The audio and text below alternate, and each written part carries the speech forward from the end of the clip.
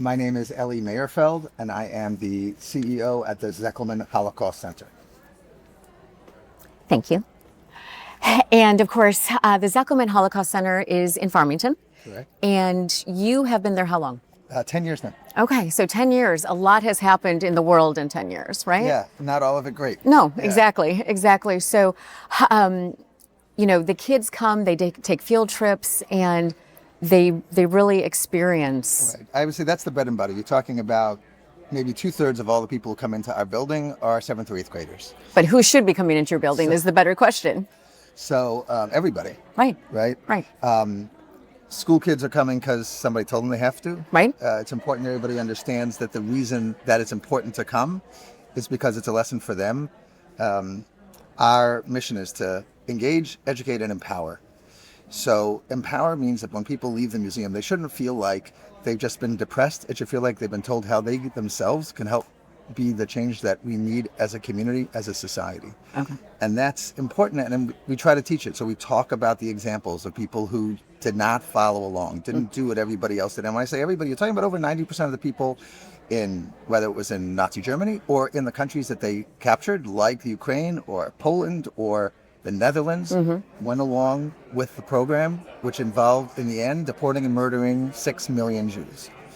That most overwhelmingly people just did. But what about the people who didn't? What do we learn from them? Right. How do we make sure that we can learn how we behave on an everyday basis, how we exercise those muscles? Just like going through our lives. That's it. Right? Exactly. So we need people to think about these things in their everyday life, I'd say it's like exercising a muscle.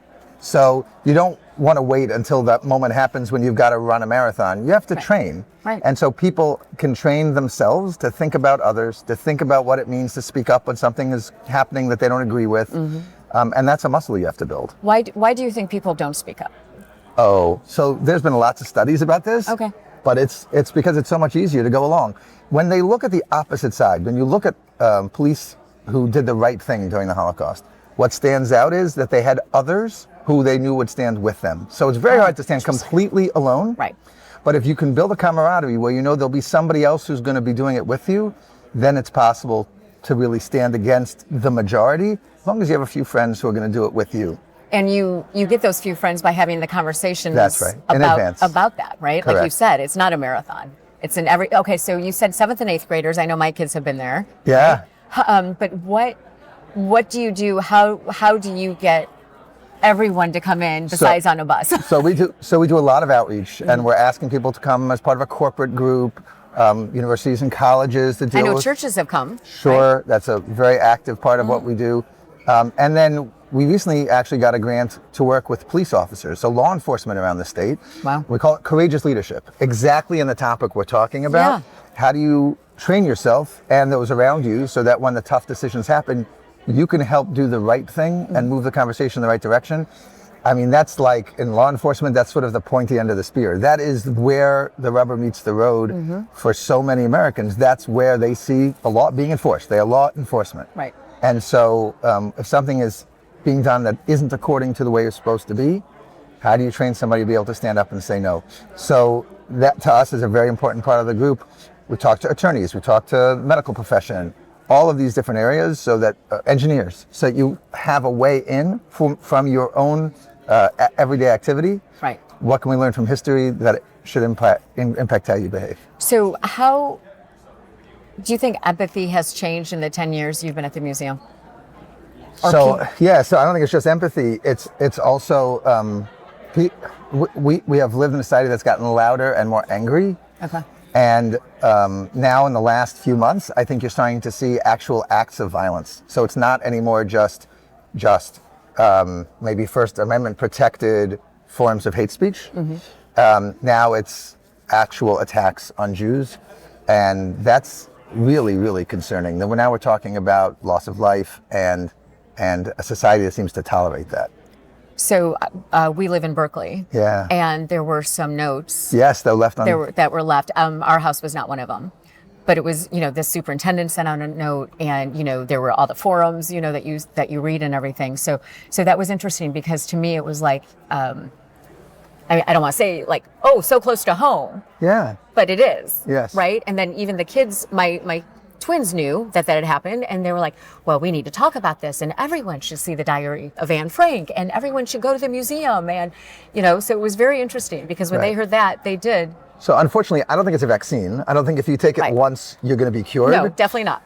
That's also why Engage is part of our mission, because we really want to be engaged with communities. Yes. And that's across Michigan. I mean, we're up here in the Sioux area. We're in Houghton. We're really traveling around the entire state. Train teachers, train police officers, work on the university campuses. Northern Michigan University is hosting a traveling exhibit of ours for the summer. Oh, nice. We're really trying to be everywhere so that people can interact with the lessons, not just once, but many times. Yes, they should visit the museum. Yes, they should learn about it in school. And how do you make sure that it's part of your regular rhythm of how you think about life? Exactly. And that is the key right there, I think, right? So the museum, you guys have people speak. Yes, there are still Holocaust survivors, a few of them that are still well enough to speak. So on Sundays at 1, there's regularly still Holocaust survivors who are speaking about their own experiences. Pretty much every Sunday. Okay. You can check the web, holocaustcenter.org. You can check the schedule and see who's speaking. But on an everyday basis now, it's the children of Holocaust survivors who are speaking. But what's interesting is there's a professor who recognized that the key is not necessarily to have someone come and tell someone else's story. So even a child to tell their parent's story is not firsthand. Right. So instead, what they talk about is their own experience growing up with their parents. And the trauma, maybe, right? Correct. What was it like to grow up in a house where you had no cousins? What was it like to grow up in a house where the parents screamed at night and so they didn't want to have sleepover guests, right? The kids weren't allowed to, be out of sight because the parents were afraid. So those kinds of firsthand stories, yes, they get to tell a piece of their parents' story as well, but it's a firsthand experience that really connects to the visitor. And so that's something else that people, when they come to the museum, will get to That's actually amazing. And you don't, it's kind of like victims of domestic violence, right? It's like the trauma lasts. Right. And it goes for family cycles. Correct. It's no different. So interestingly, we have some third generation speakers. Okay. And their experience with the survivor tends to have been less traumatic. Okay. The survivor was able somehow to sort of filter and provide some context in a way that they couldn't necessarily do it as they were raising their own children. And so we have some of them speaking as well. So we call it like our next generation program because it's not all second generation speakers. Right, for sure. And then of course there's some of them where they learn nothing directly from the parents and they had to sort of piece it together. Right. They never wanted to talk about it at all. Right, for sure. Which is part of the trauma. It is. And that's part, I think even with little kids and you have to talk about stuff, right? Yeah, my wife's granddad, when my wife was like in 6th grade, she said, tell me about your family. So why would you want to know? She said, well, tell me. He said, no, they're all dead. They're all murdered. I don't want to talk about it. She said, what were the names? She said, I don't want to talk about it. Yeah. So, these were people who really were scarred by that experience. Right. Yeah. And you just saying that, I'm like, oh gosh, I can't even imagine. I mean, people said they basically grew up without uncles and aunts, without grandparents, right? Right. And their entire family was this one person. So like a survivor child said to me, that all these people they called auntie and uncle, and they were adults before they realized they weren't related to any of them. These were the people who sort of were their support system. Right. Who became their community and upheld them, right? Lifted them up. That is amazing. Okay, so one thing that you wish would change. So I think people have to find it in their hearts to listen to people's stories that aren't their own and be able to hold space for, I understand that is not my story, but it actually affects me in my own personal life. That the fight against anti-Semitism that we're currently having comes right from there. The fight against the kinds of just otherness that are being perpetrated in the community right now come from there. We need people to stand up when it isn't their fight. That's really what we need. I love that. Thank you. Thank you so much. Thank you very much. Thank you for your time. Yeah, it's always nice to see you. Thank you so much. Thank you.